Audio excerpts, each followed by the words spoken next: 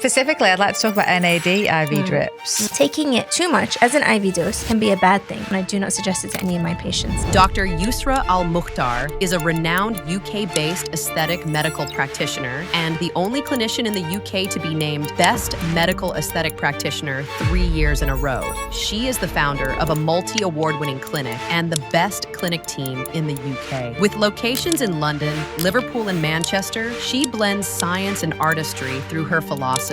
Radiance on the outside, wellness on the inside. We have been masking the signs of aging. So we see a line and wrinkle, we stick some toxin in there, we put some filler in there. Can brushing your teeth actually protect your brain? Your mouth is a window to the rest of your body. Literally everything that we eat, everything that we are, starts here. If you want to live longer, live healthier, make sure you get your gums cleaned regularly by a hygienist. Make sure you're brushing your teeth twice a day and floss your teeth. BPC 157, what's your thoughts? Okay, this is kind of a trend at the moment. If you have an injury, be it a cut or a muscle injury, then BPC 157 seems to improve the rate of... Let's talk facial aging to begin with. Sure. What's actually going on beneath the surface when our faces are aging? Like what's going on? What's happening?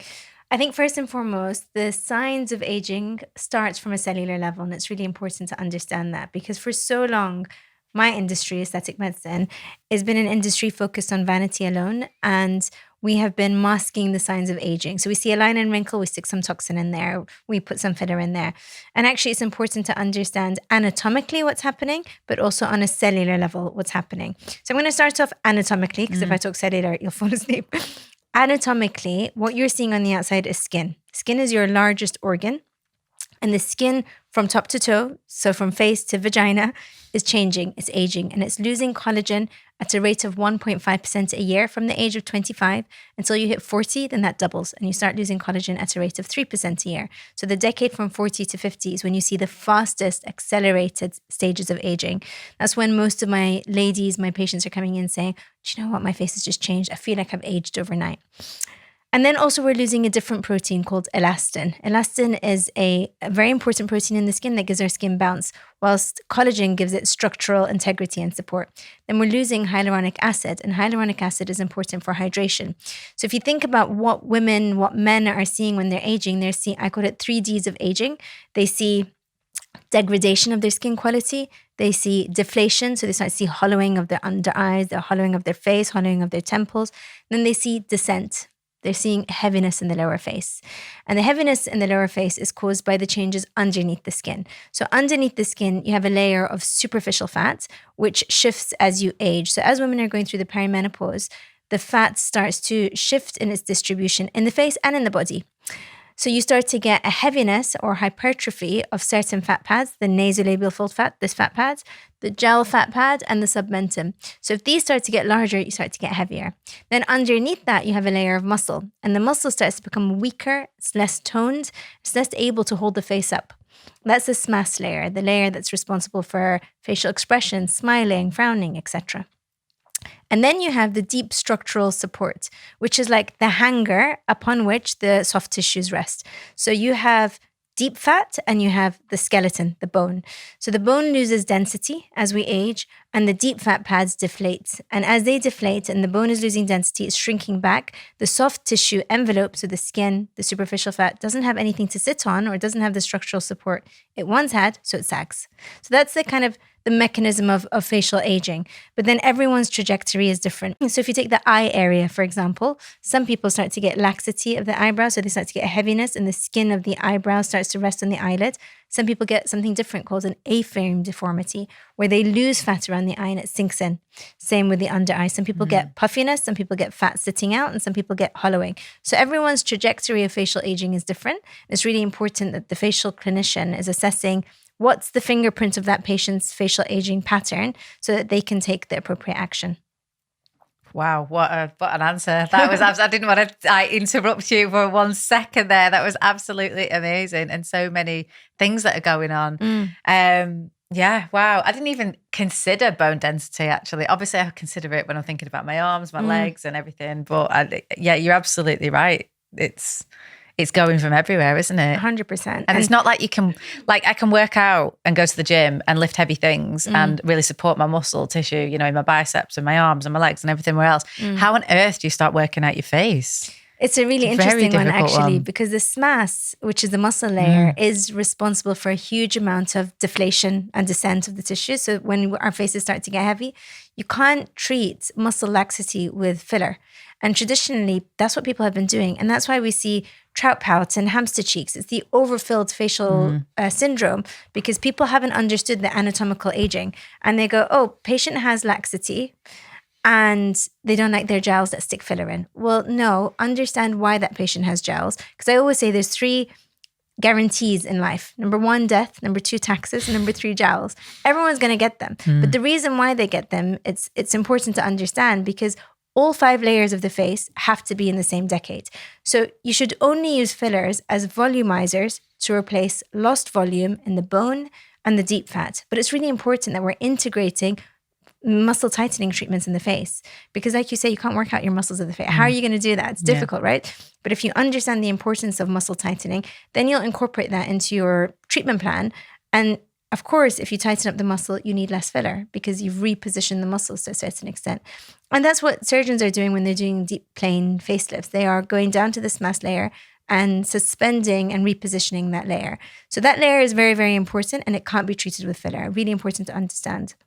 And let's say I didn't want to go under the surgeon's knife, but I wanted to kind of work out that muscle or tighten that muscle.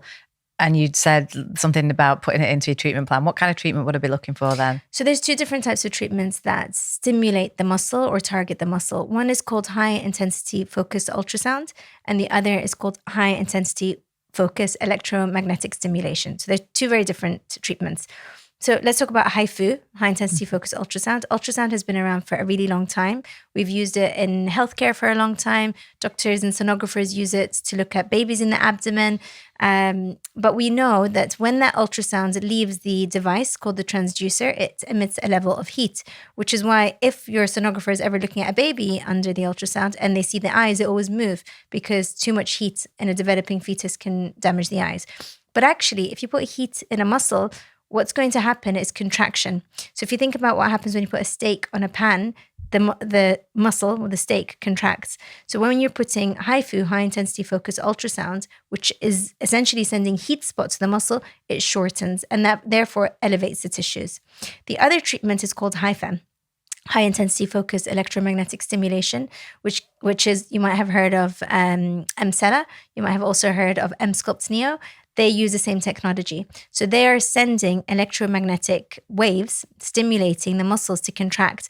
By doing so, you can target the lifting muscles of the face, like the frontalis muscle, like the zygomaticus minor and major, so the cheek muscles, to lift the face. So these are 2 modalities that I think are really important tools to incorporate into a treatment plan for someone who starts to get laxity in the lower face. On those kind of contracting contraptions, like I've tried a couple of them.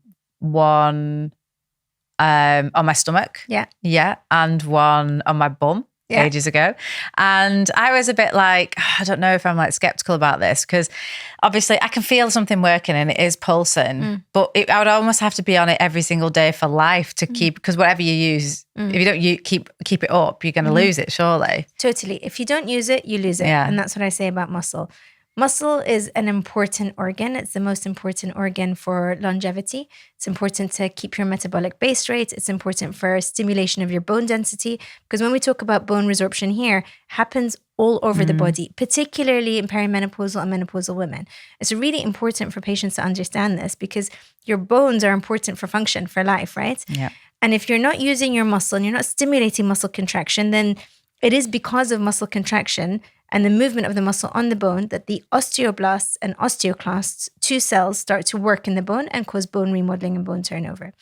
So muscle stimulation is very important. And that's why we say carry weights, not piddly weights, but heavy weights. Do your squats, go walking. All of these improve longevity and improve muscle mass. So Sculpt Neo, Sera, you also tried the Sera at the clinic.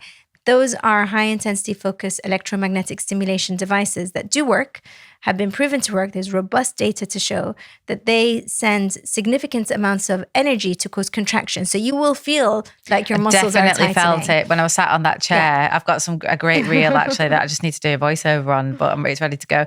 But yeah, I could definitely feel it. And then once I got used to the sensation, it actually felt great. And the idea really is that, look, I had this treatment. The reason why I brought the Elle Sera into my clinic is because after 3 children, something that happened to me was loss of libido. And that can be quite difficult to talk about. And I remember when they brought the Elle Sera device to my clinic, I thought, like you, I was skeptical, but I'm a scientist, so I'm skeptical by nature. And that's my first thing is prove it or I don't believe it. And I used it myself. And this treatment causes contraction of the entire pelvic floor. So if you're tightening your muscles, there's a whole load of other cellular things that are happening. Angiogenesis, which means new blood vessels are coming into the area, new blood flow is coming into the area, and also serotonin boost, and also myokine boost, and release of these myokines that reduce the inflammatory markers in the body. That gives you a boost to get into the gym. It gives you a boost to start walking, because a huge amount of patients that I see lose their self-belief. They don't think they can. They go, I'm just not built for that. I just can't go to the gym. I'm just never going to carry weights, because they don't have the strength and they don't think they can build it up. So often these treatments are done as a boost, and they do boost muscle mass. They boost muscle mass by about 25%. That's clinically proven. When combined with radiofrequency, they can also reduce fat. But you don't use it as a alternative to lifestyle changes. You use it as a boost for patients. Yeah, you it's need complementary. It's a complement, it's an adjunct. And then it's up to the patient to maintain it. You don't need it every day. You need it once a week for usually 4 to 6 sessions. And then off patients go. And we say, continue that now at home. And they might need a boost once every 6 months. So I have it. I had my 4 initial treatments. And then once a quarter, I'll go in just for a top up. And it keeps me strong at my core. It keeps my back pain away.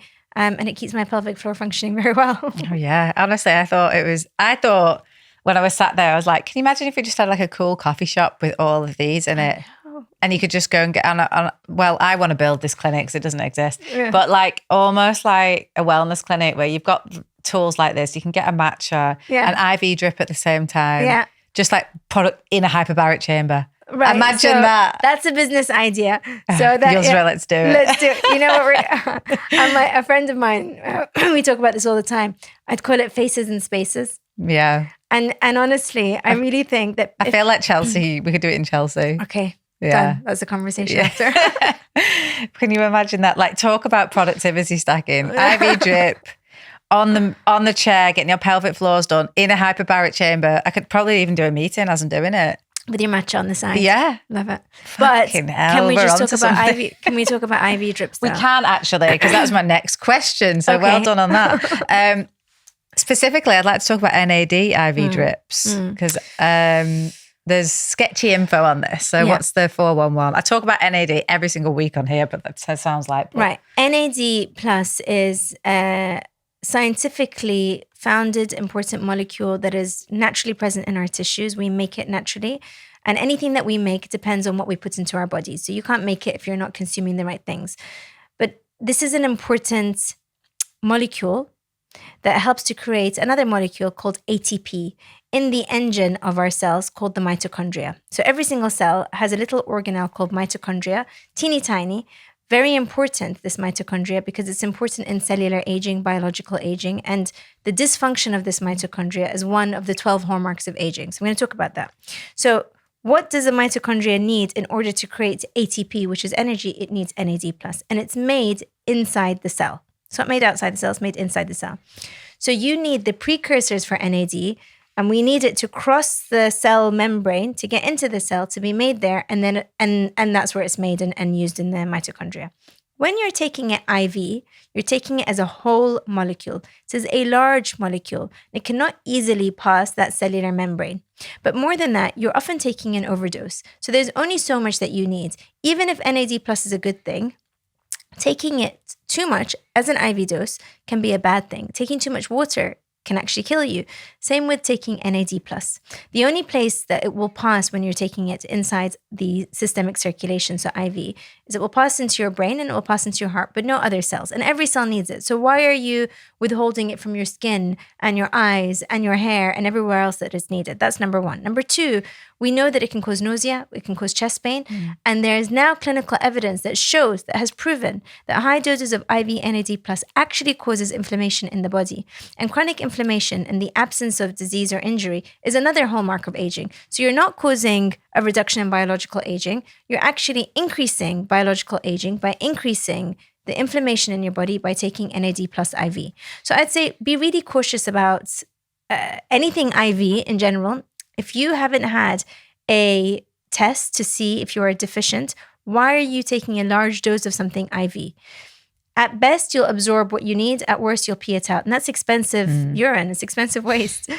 And I think, unfortunately, I've been around in the industry for long enough. I've grown up in healthcare. I've lived it and breathed it. I've seen trends come and go. And yes, NAD+ as a molecule is important. It's been clinically proven to reduce biological aging, but there is no robust evidence for NAD+ IV, and there is clinical evidence against it that it can cause chronic inflammation. So I would not touch that with a barge pole, and I do not suggest it to any of my patients.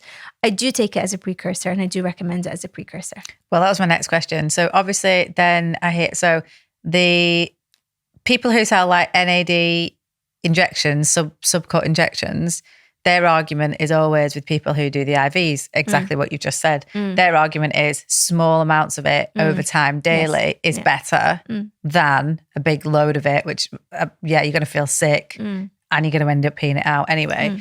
And then you've got the precursor camp who are like, well, it's too big of a molecule. Even if you're putting it in subcut, it's not going to work. You can't shove NAD into your body, into your bloodstream and expect it to make more NAD. So yeah, I mean, I have this debate with myself, with people around me. And I know what you mean. I think it's precursors are probably the way I would go, and help your body make its own NAD or to sustain its own NAD. I agree entirely. Yeah. I think, again, we have to go back to the clinical evidence that's present at the moment. When it comes to the hierarchy of evidence, as scientists, we talk about hierarchy of evidence, and maybe they can put a little picture of what this looks like. At the top of this triangle, the highest, most robust level of data is something called a randomized control trial. And the best form of evidence is a double-blinded randomized placebo-controlled trial. That means that it's not an opinion, okay? This is clinical evidence that proves that a cause and effect. And then the lowest aspect is opinion. And I have a great patient who once said to me, opinions are like buttholes. Everyone's got one. And at the moment, when it comes to NAD+, people are jumping on a bandwagon. There is subcutaneous NAD+, there is evidence for it. It's not bad in the same way that IV NAD+. I would put IV NAD+ as don't touch, don't do. Okay? Worst case scenario. Worst case, no clinical evidence and can cause you harm, so don't do it.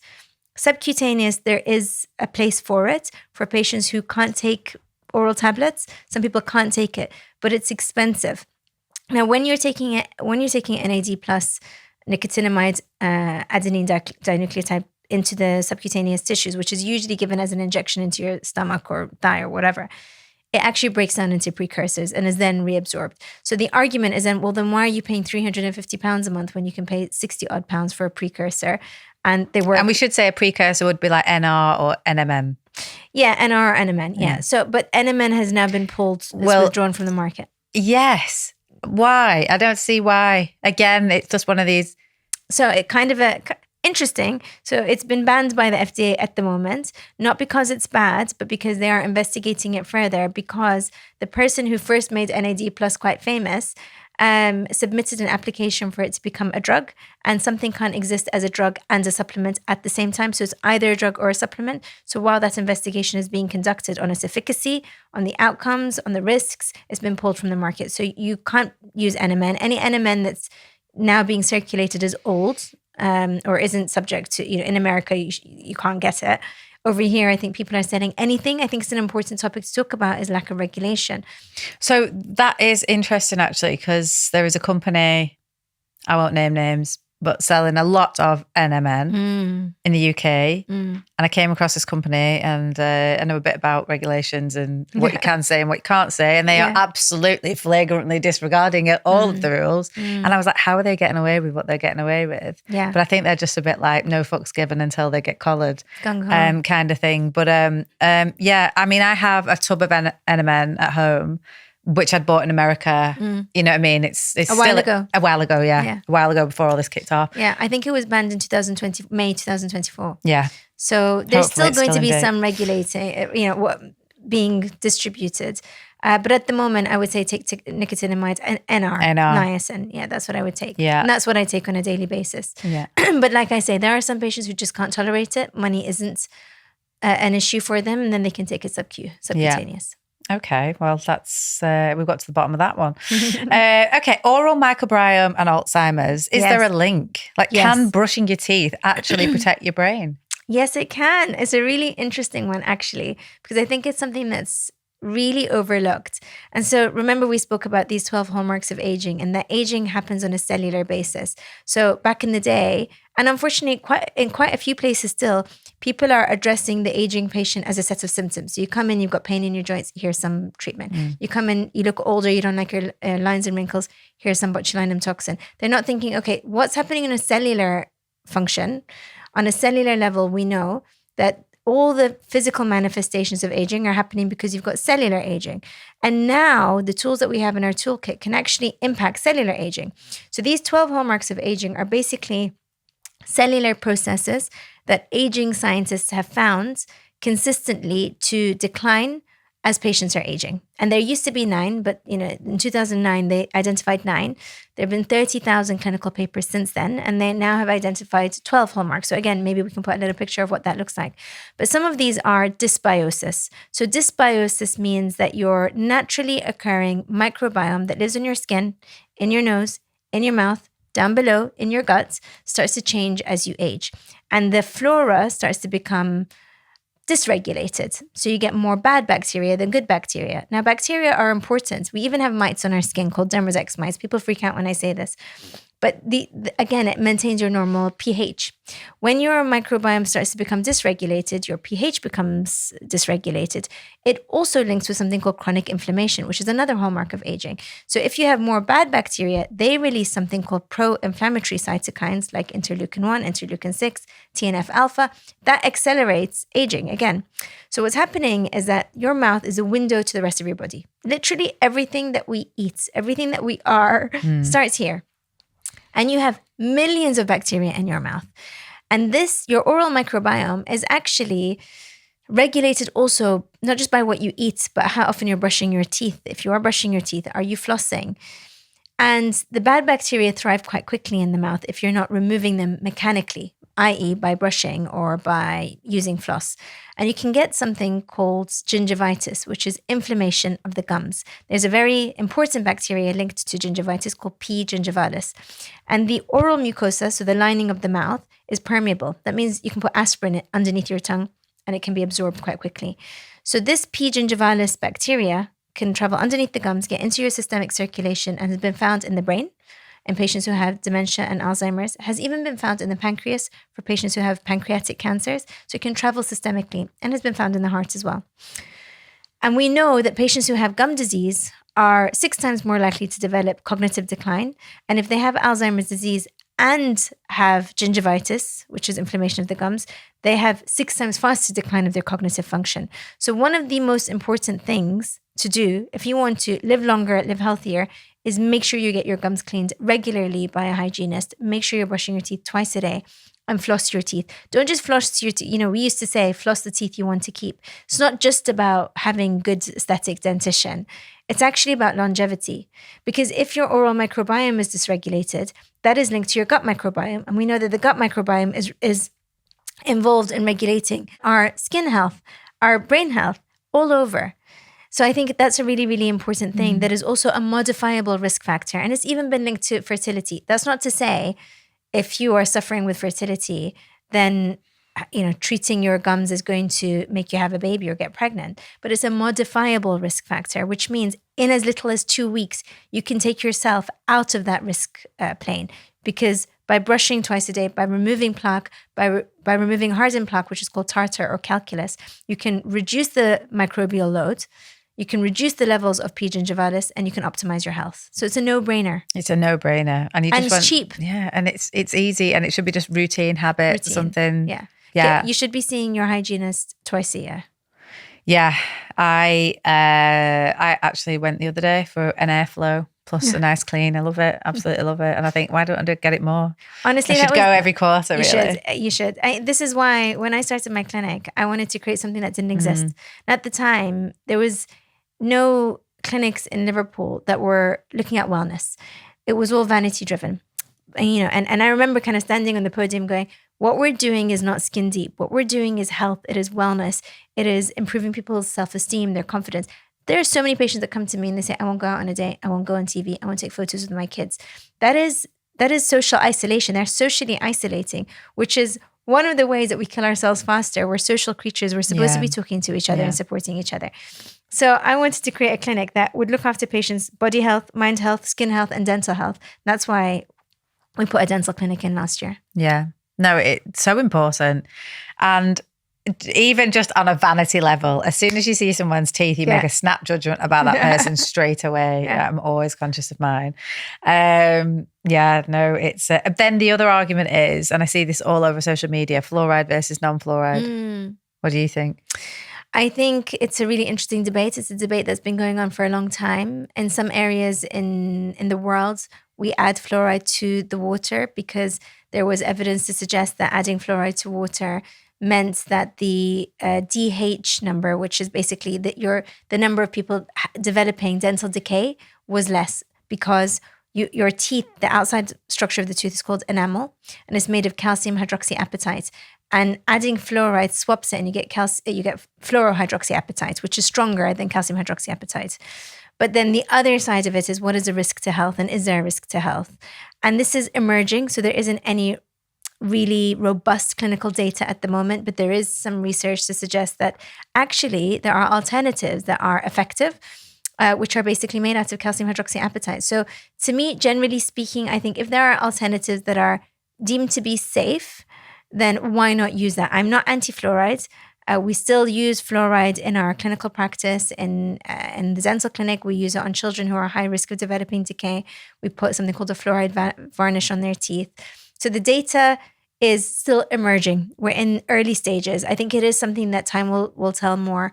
But for my children now, I have swapped their toothpaste to calcium hydroxyapatite. Right, that's interesting, because I asked 2 dentists this question and both said, no, I would always go fluoride, even with the children. But I have a mix of both. I have a little Jack and Jill one. Yeah. And because Grace, bloody hell, she swallows loads of it. Yeah, see, do you know what I mean? So she has a little bit of fluoride toothpaste one day, and then we mix it up so that at least she's calcium, not with calcium hydroxyapatite. I hope it is. Yeah. So I wouldn't go for a herbal toothpaste. Yeah. Because I don't think that they have any data around that. Okay. Calcium hydroxyapatite has some promising data. Again, it's still new, it's still emerging. My 2.5-year-old swallows toothpaste. If I give him, and he always goes, toothpaste, so he swallows it. So I'm mitigating my risk with him, because we know that with children under the age of 7, you should only use a smear. And if he's swallowing, multiple pea-size amounts, exactly, and I can't control that, I'd rather go safe on him. Yeah. My 8-year-old and my 11-year-old are using fluoride toothpaste. I'm using fluoride toothpaste as well, and I actually have a mix as well. Same. So something that I think time will tell more of. Yeah, I'm just looking at it now. I have seen this all over Instagram called Gutology, mineral toothpaste, natural hydroxyapatite toothpaste. 16 quid though. Expensive. But it's not mass market produced yet. That's no, why. Exactly. Okay. Well, that's really interesting. Okay. So this is the other thing I've seen on TikTok all over, like lip dissolving and refilling in the same day. Yeah. So big thing, unfortunately, in Liverpool in particular, seems to have really taken over. And the idea behind it is totally, utterly flawed. But the idea behind it is that if you have migration in your lips, and often the reason why they have migration is because they've had too much filler placed in an inappropriate manner with a bad technique. The filler then leaves the pink of the lip and moves into the white of the lip, so this area over here, and they end up with a shelf of filler and edema, swelling, puffiness. It's unsightly, it's unattractive, and it's not nice.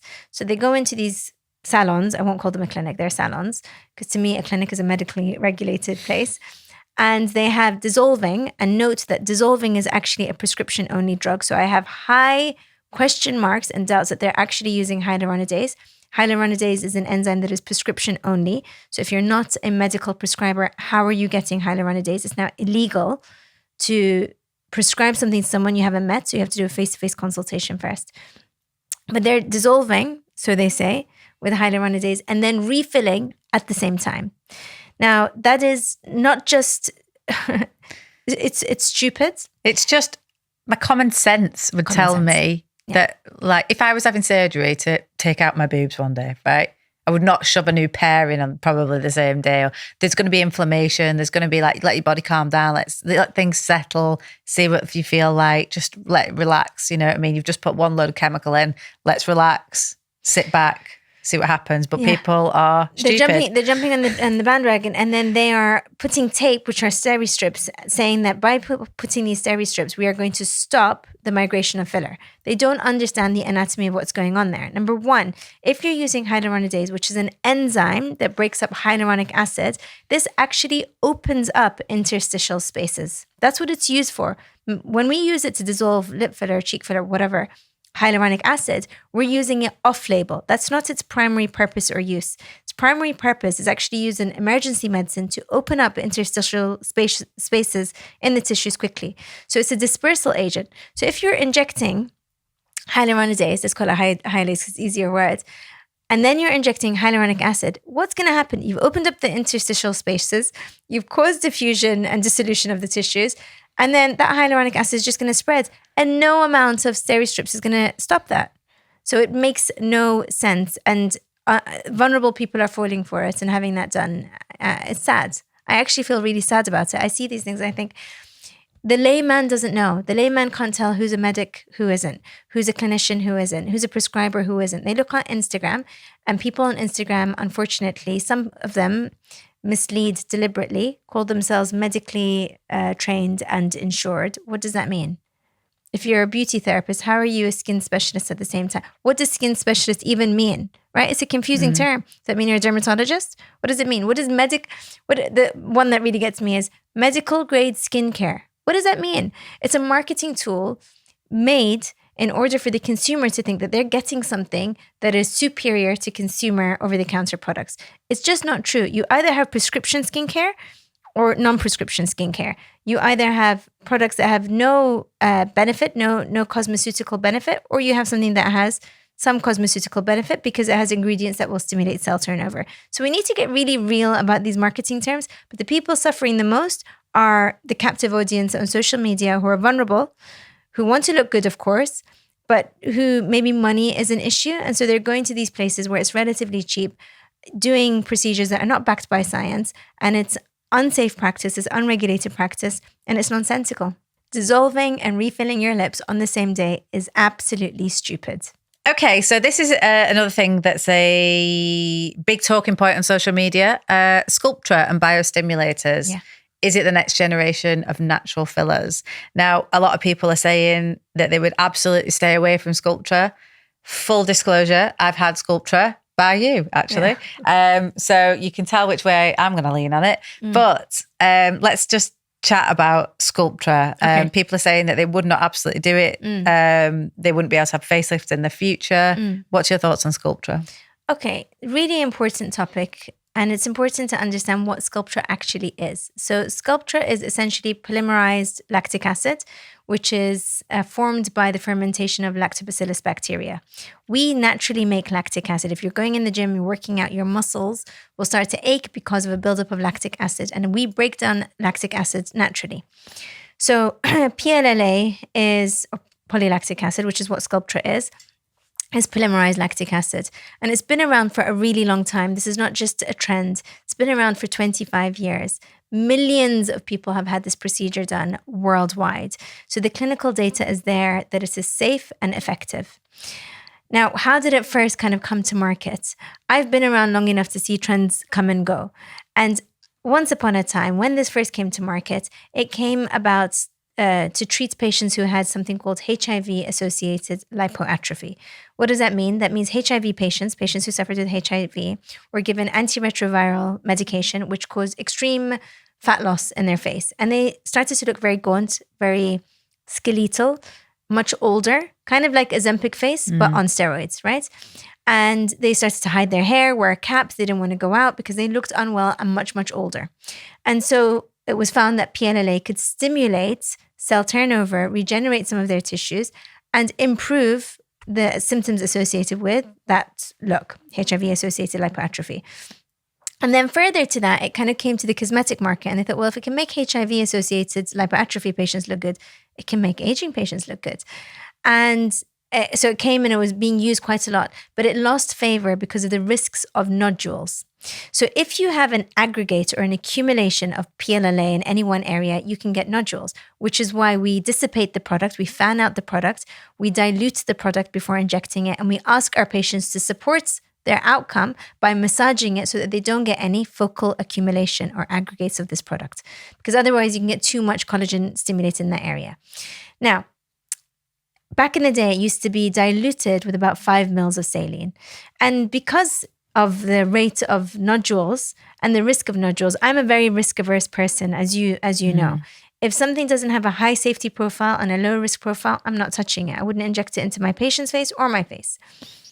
But it came back in favor when they reintroduced a new dilution, which was where we were diluting it with approximately 10 mils.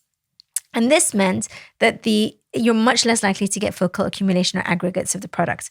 Now, how does it work? When you inject Sculptra, we have to differentiate between kind of regeneration and repair, which maybe amino acid replacement therapy can do, or peptides or polynucleotides, to a stimulant.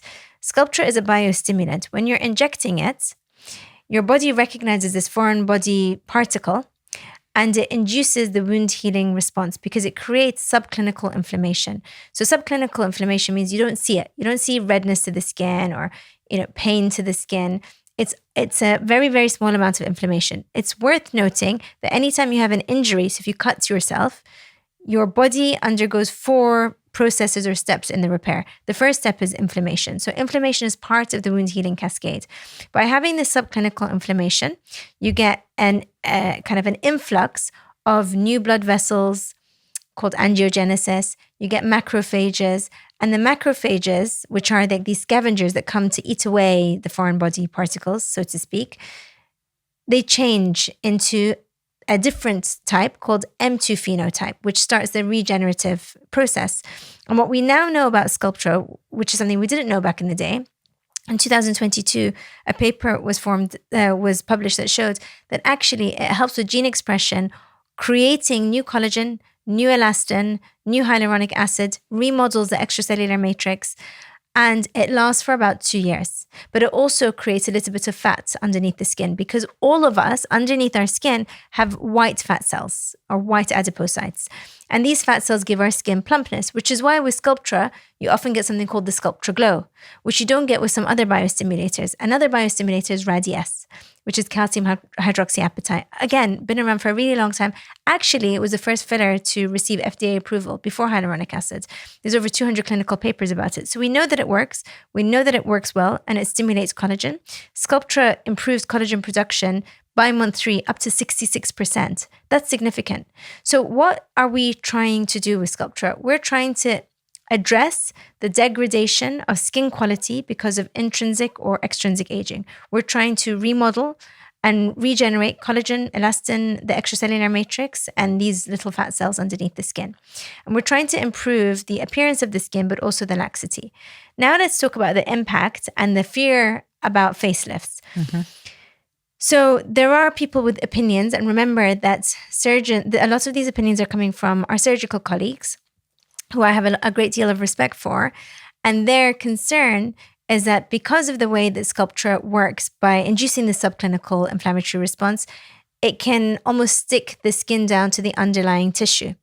Now, if you're having a facelift called a deep plane facelift, this isn't an issue because a deep plane facelift is going to the SMAS layer. So it's bypassing kind of that skin, the dissection of the skin, and it's suspending or repositioning the tissues.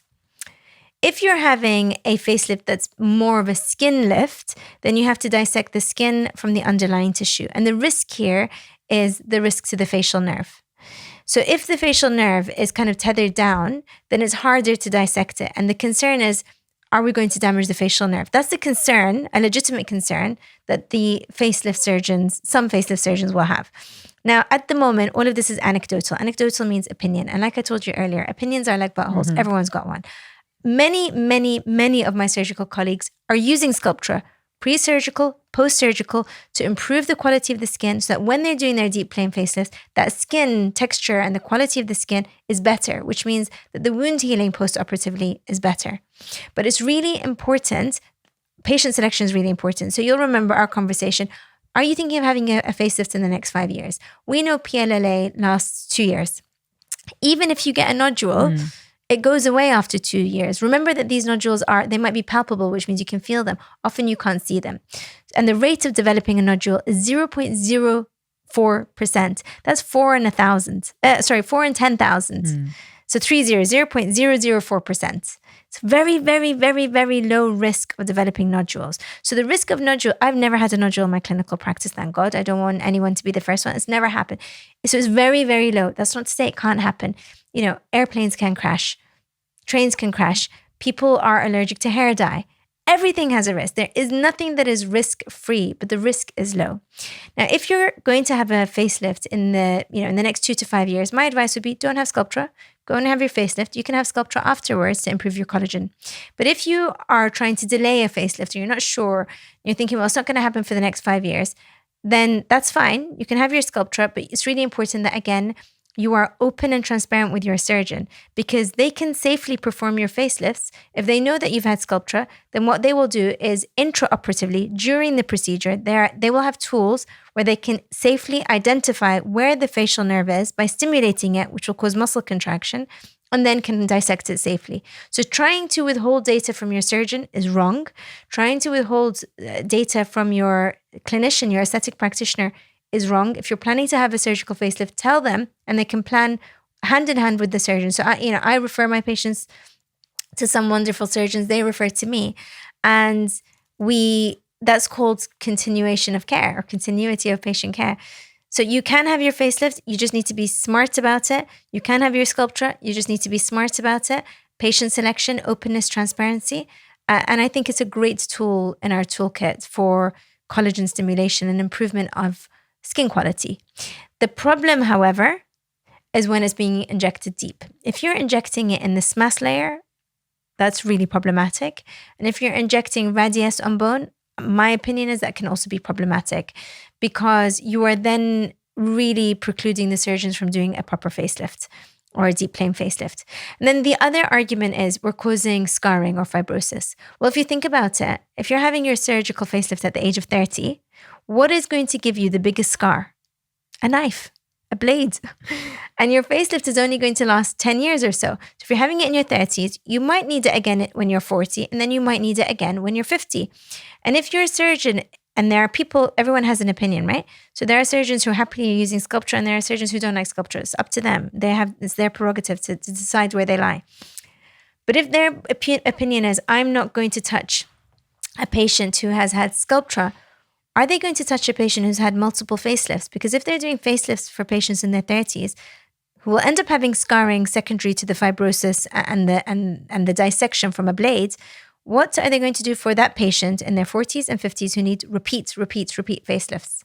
It's an important kind of conversation. Well, we did have this conversation before I had mine. You were like, are you going to have a facelift in the next 5 years? And while I might want one, I probably likely am not going to, especially because every surgeon that I look at is like 250 grand. Yeah. So it's like a house. Maybe when I've retired. Yeah. But yeah, I mean, I think the only things like, I absolutely want to improve skin quality, more collagen production. The only thing I might do is get like a little bleth or something like that. You know what I mean? Which obviously is not touching any of the Sculptra I've had. So, that would be fine. I think that would make my eyes look a bit more open, a bit fresher. Yeah. But in terms of a deep plane or anything like that, No, not at 40. So I'm you see, 39. these conversations are important to have, because if you said to me, do you know what, I'm going to have a full facelift, but if you said to me, Yusra, I'm thinking of having a lower neck lift, well then you can treat your mid-face and your temples, not a problem, right?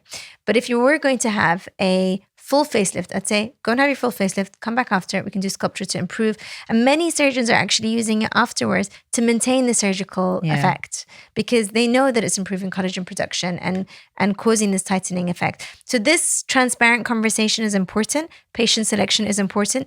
A huge number of people don't want to have a facelift or want to delay having a facelift or can't afford to have a facelift just yet. You know, I'm not saying no, never. I don't want to have a facelift though in the next 10 years. So I'm going to do what I can to delay that. And if I was to have a biostimulator of any form, be that PLLA or calcium hydroxyapatite, I would say wait a full 2 years, because we know that that product goes away after 2 years. So wait for that and then go and have your facelift. I'd need 2 years plus to save up for it. That's the reality. Do you know what I mean? I might want to do anything. Cash in when you sell. Exactly, absolutely. So all over the internet, I'm seeing a peptides everywhere, and lots of different peptides doing lots of different things. Very difficult to get hold of. I did find somewhere in the UK. They can't obviously sell it. They can't sell it. They can sell it for research purposes. And that's what I'm seeing. But the biggest one I'm seeing all over the internet with the gym bros, BPC 157, the peptide that apparently heals everything. What's your thoughts? Okay, this is kind of a trend at the moment and has picked up a lot of favor with gym bros and people who want muscle repair, tissue repair. Now, again, it comes down to the clinical evidence and the data that's with us at this time. All of the data is based on animal data. So the vast majority of studies have been done on rats, and we can't really transfer that fully to human beings. But BPC 157 stands for body protective compound 157. It's something that's naturally produced in the body.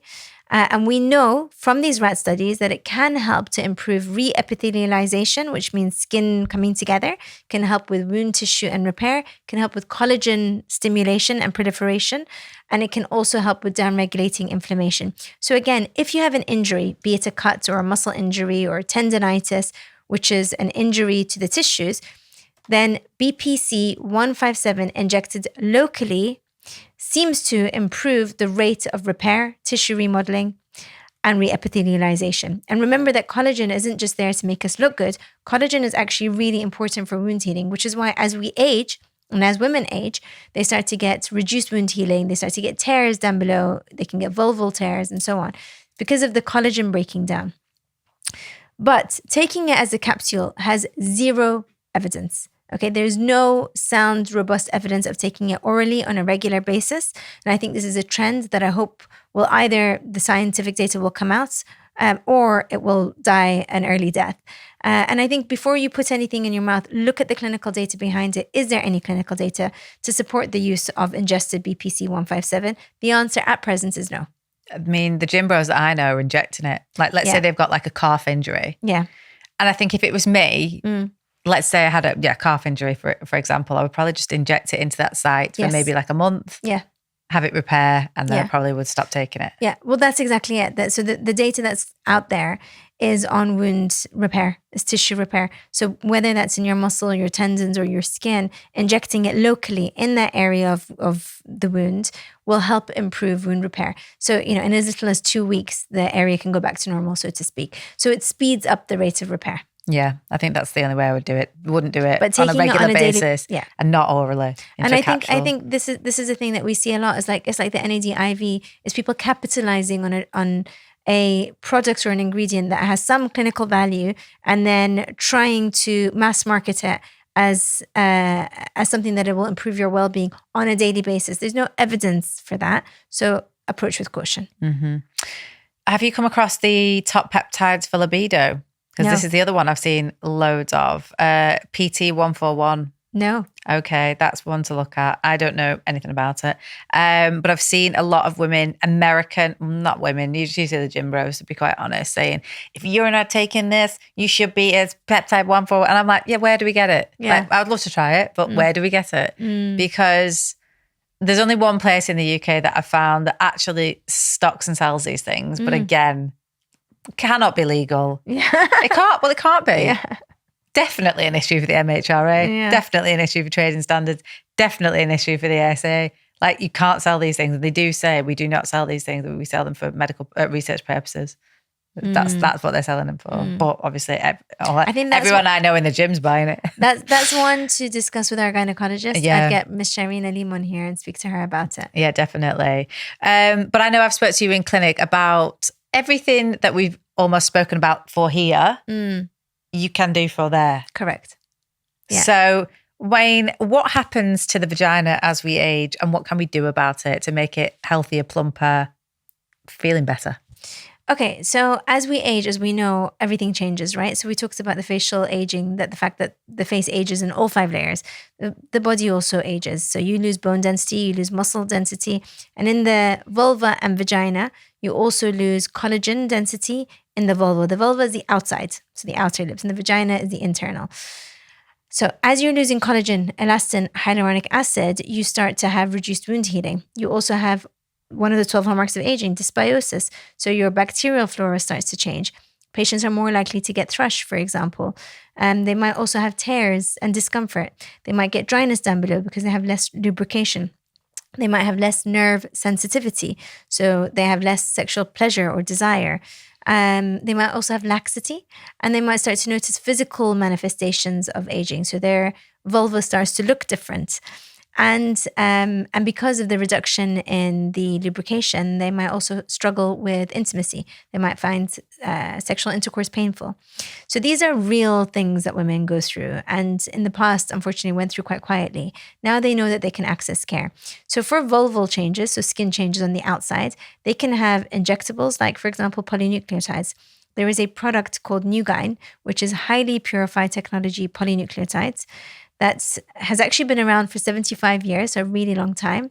And what polynucleotides are they're little strands of DNA extracted from the gonads of salmon trout, purified, and then when injected into the tissues, stimulate the proliferation of fibroblasts. Fibroblasts are the mesenchymal stem cells that make everything. They make collagen, elastin, extracellular matrix, glycosaminoglycans, all of the juicy stuff in the skin.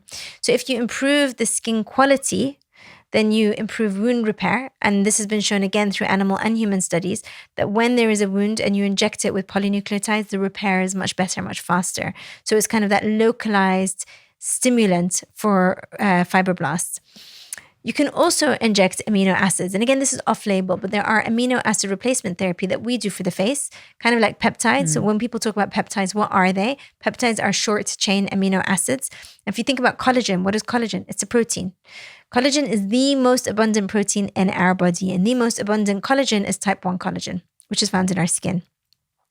Again, collagen is not just there for structural integrity to make us look good. It's there for wound healing, repair, cell differentiation, cell communication.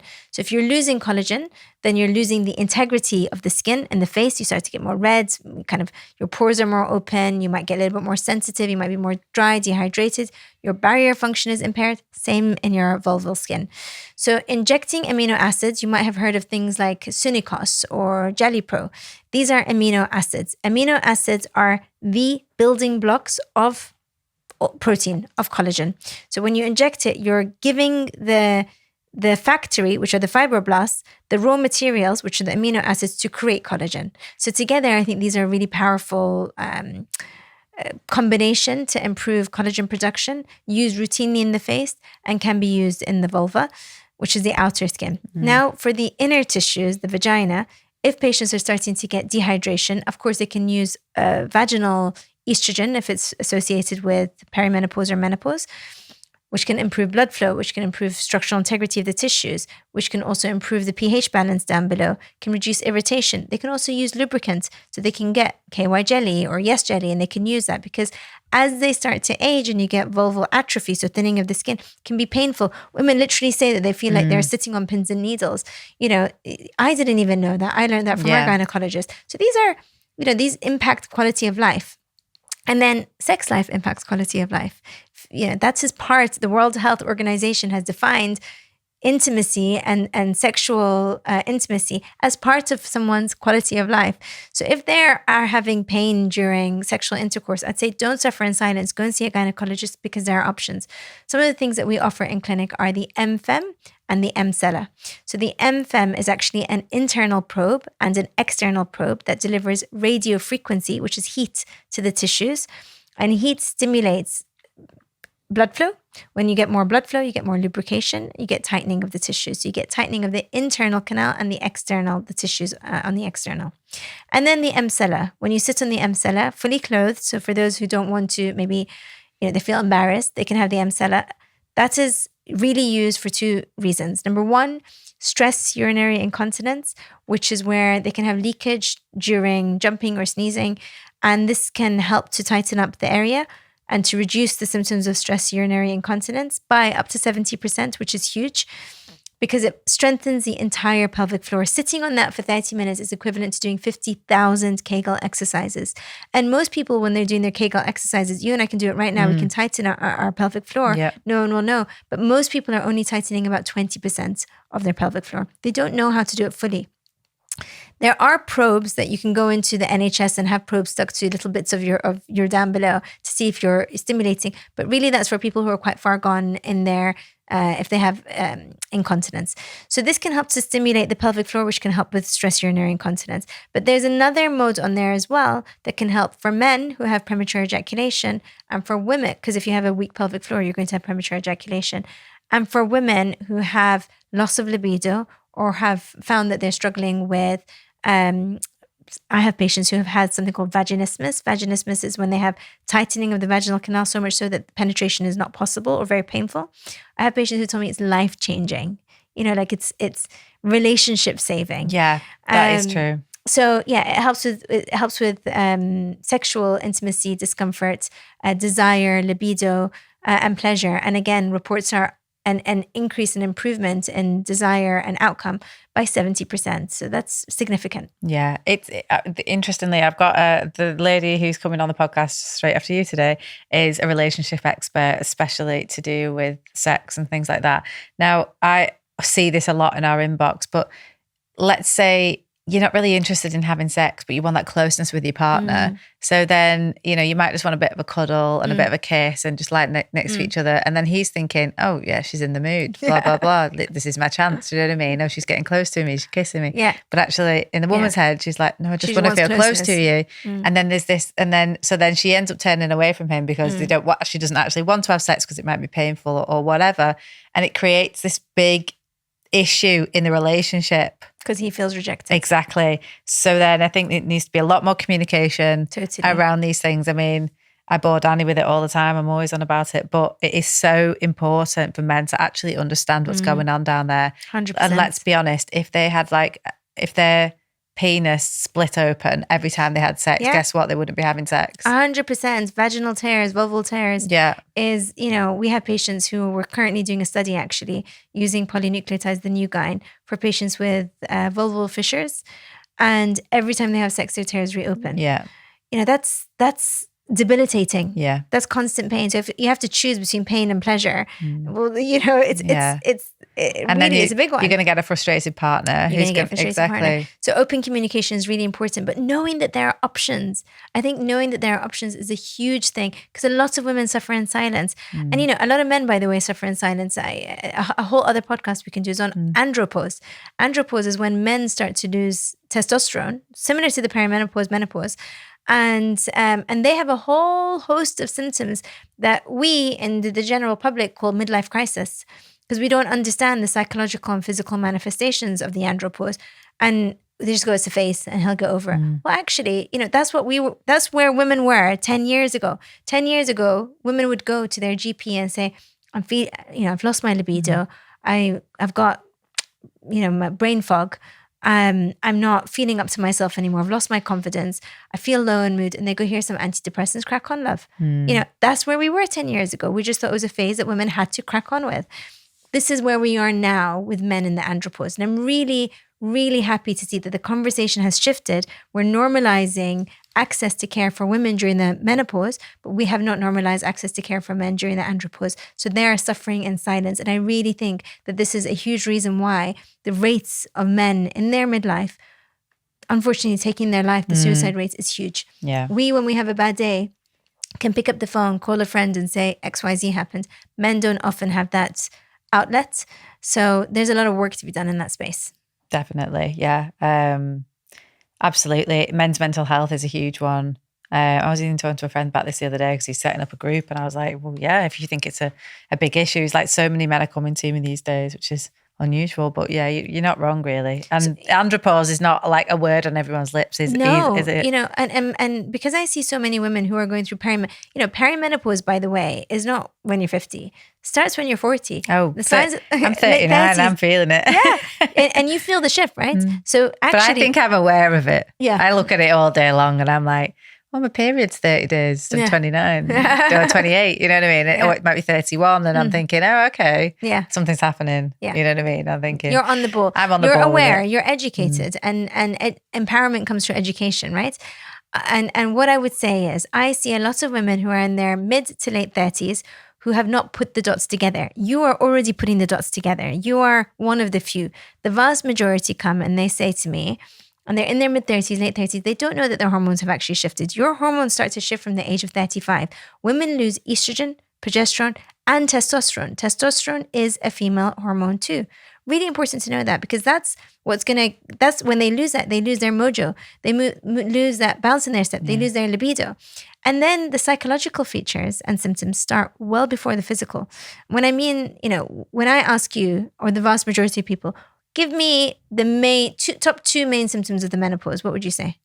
Hot flushes and kind of brain fog. Okay. The two that I hear the most from our customers. Hot flushes are one of the later. They're one of the later signs. So when a woman starts to get hot flushes, she goes, oh, I'm going through the menopause. But what about, I feel overwhelmed. I'm really overwhelmed.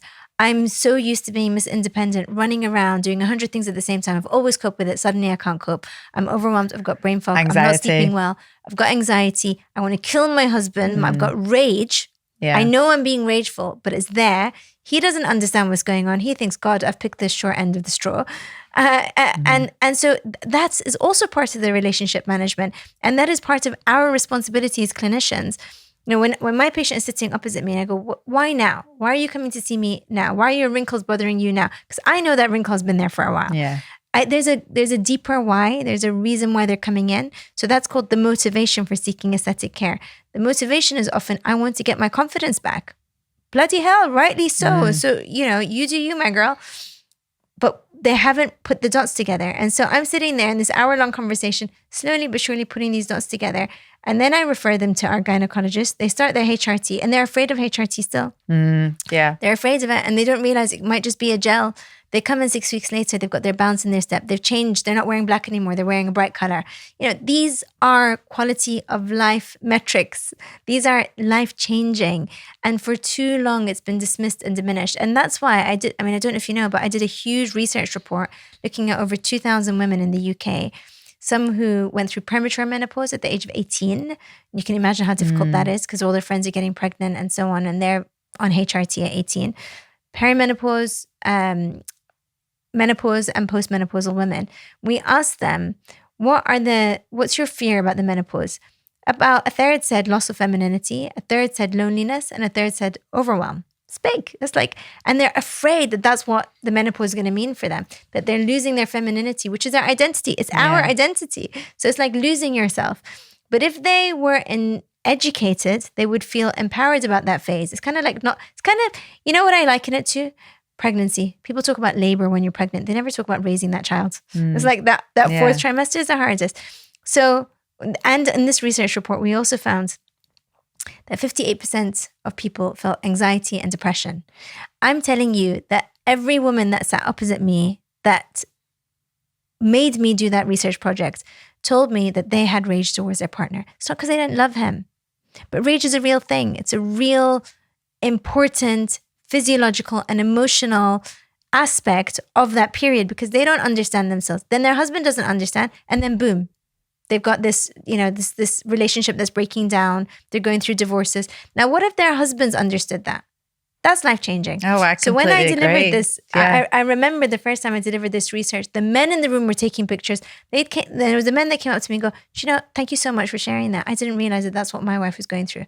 So an important thing actually is if the partners understood what menopause really meant and what andropause really meant, I think they would really last a lot longer. I think that's real relationship saving. And I had a guy here who was telling me, I mean, he's part of the Gen M group. He's on the board. He was telling me about a guy called David Salmon who sat there and broke down and basically said, if I'd have understood what my wife was going through, she would still be here today because she took her own life.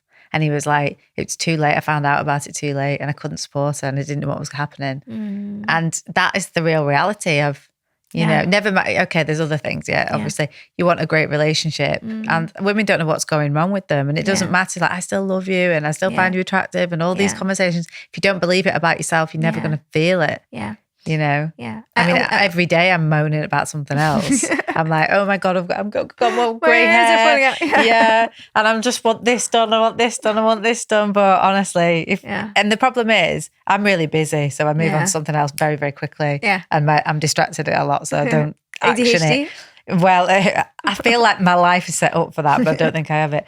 But look at the women who maybe aren't as busy as me and they are overthinking things all the time. Yeah. They've got time to sit there and stew on things and think about themselves. Yeah, obsess about the way they look. And then I sat here with Dr. Jordan. There's an app on ChatGPT now where you can put your face in and it will then pull you apart and tell you how to improve it. Oh my goodness. It's actually amazing. No way. But also makes you feel like shit. Oh my goodness. Okay. It's called... looks maxing, and you can put your face in and it will then say, okay, if you want to do some like soft maxing, which would be like injectables, aesthetics, this is what I would suggest. And then if you want to do some hard maxing, which would be like surgical. Yeah, exactly. And you could be a solid 8 if you do all these things. It was awful. So it rates you out of 10 as well. Yeah. Oh my goodness. Oh my God. But then I thought, well, okay, as unethical as this. It's like a cheap consultation, basically. Very much so. But Kelly was like, stop doing that. I'm so mad at you because you know what I mean? Like, you know, like, let's say you were a woman with loads of resources and loads of time. You're going to take that as verbatim and you're going to go and then get loads of work done when potentially you might not need it. But then I was a bit like, well, how is it different from going into a clinician and then looking at you and going, taking 3D pictures of you and going, well, yeah, we could balance this or do this or do this, you know? I would like to think that we are ethical in our approach. I think you're a bit more tactful than maybe this. You're a solid 6 at the moment. That's brutal. You know, I worry about body dysmorphia with that kind of thing because I think that would just fuel the body dysmorphic patients. I definitely think you should have a look at it and then you could do a reel on it or something and give your opinion on it. That. Yeah, and try it. Yeah. Deal. Yeah. Yeah. I mean, talking mental health, that one's gonna hurt. I worry about our young girls. Caution. If you have got body dysmorphia, don't download that. That could be really dangerous. I do worry about our girls too. I do. But I think, again, you know, this is why we have to sift through the noise. Where we are in the UK is wild, wild west in terms of the regulation or the lack thereof. There's lots of people are saying things that are just not true online. Social media is like a double-edged sword. But that is a sphere of influence that we are exposed to, that our children will be exposed to. And yes, we've come a really long way with empowerment of women through education on the menopause. We're not there yet, I think, with andropause. We're really not there yet with safeguarding young kids. No. I see so many girls who are like people's daughters, right? They might be like, I don't know, somebody on TV, and then you start seeing their daughters coming online and blah, blah, blah, all the rest of it. And they're all getting lip fillers. And I'm thinking, they're like 15, 16. They're sick or just turned 16. And it's like they're getting lip fillers at 16. Me as a mother, that would break my heart. That would break my heart. You know, I remember talking about this at a conference where here in the West, we look at what people do in Africa with annoyance. And we go, look, you know, in Africa, there are certain tribes in Africa where women are told to shave down their teeth into pegs because it's deemed more attractive. And if they're more attractive, they're more likely to get married. And if they get married, they're more likely to kind of go up the social ranks, so to speak, and survive. It's evolutionary psychology. In other parts, they have these rings around the neck to elongate the neck because a long neck is deemed to be attractive for a woman. So she literally wears these necks to change the way that her neck is. And in China, they crush women's feet because small feet are deemed to be more attractive. So they crush them and they wrap them. And then if we look at what we're doing here, we're injecting foreign body into people's faces. And you wonder where that line is. Where do we draw the line? It's a really interesting topic because I'm in the industry as well. Yeah. And last year there was a huge report looking at trends coming, and it was called the Next Report. So what's coming next? And one of them was, it was called something about basically morphing into your idols. And so a lot of people were changing the way that they looked because they wanted to look like a K-pop idol, or they wanted to have pixie ears because somebody on Lord of the Rings had pixie ears. And, you know, many of us were like, oh, so unethical, so wrong. And the question is, where do we draw that line? It's an interesting one. I'm not sure I quite have the answer just yet. But I know what I feel comfortable doing. I know that when I'm in my practice, I always start with my consultations and I outline my why. On my wall, you've seen it. It says radiance on the outside, wellness on the inside. That's my mission. I want to make people feel good on the outside and feel good on the inside. And so it's an inside out approach. And I tell them there are things that I don't do. If you want trout pout, if you want hamster cheeks, I'm not the right shop. And it's okay to define your boundaries. And I think it's kind to be clear, because if that's what you want, then there'll be someone out there that can deliver that to you, but I'm not that person. I think it's really individual. Yeah, no, absolutely. And Lord knows where it's going to go. But I think all of this is a privilege to worry about. I often think this. Yeah. And I think as soon as you actually have a genuine health problem, you only have one problem. Then there's only one problem. I always think this, like the way people bang on about seed oils at the moment, I'm like, oh, what a privilege it is to just worry about seed oils. You've obviously got not much going on in your life if you're going to stress over that. It's actually ridiculous. So I always try and check myself. And every time I think, oh, no, I want to get this, I just think about those people who only want to live till tomorrow. I know. Perspective is a wonderful thing. And I think that's a lovely place to end on. But yeah, thank you so much, Yusra, for coming in. Honestly, I could listen to you all day. You're like the perfect guest. You're the one I go to for all my advice. You get so many long voice notes off me. But yeah, I think you're absolutely smashing it. You're so good for the industry. Thank you. As well. Thank you. Really good. An absolute pioneer. I love what you do. And you just opened up a new clinic in Wilmslow. Yeah. In Manchester and Didsbury Village. Oh, Didsbury, so, lovely. Yeah, so 3 clinics now, 3 kids. I always say I'm really fair, 1 clinic per child. It's amazing. I really couldn't imagine doing anything else. I love it. I love what I do. And thank you for trusting me with your beautiful face. I know. Yeah, I can't wait for my next hit. But yeah, brilliant. Thank you so much. Thank you.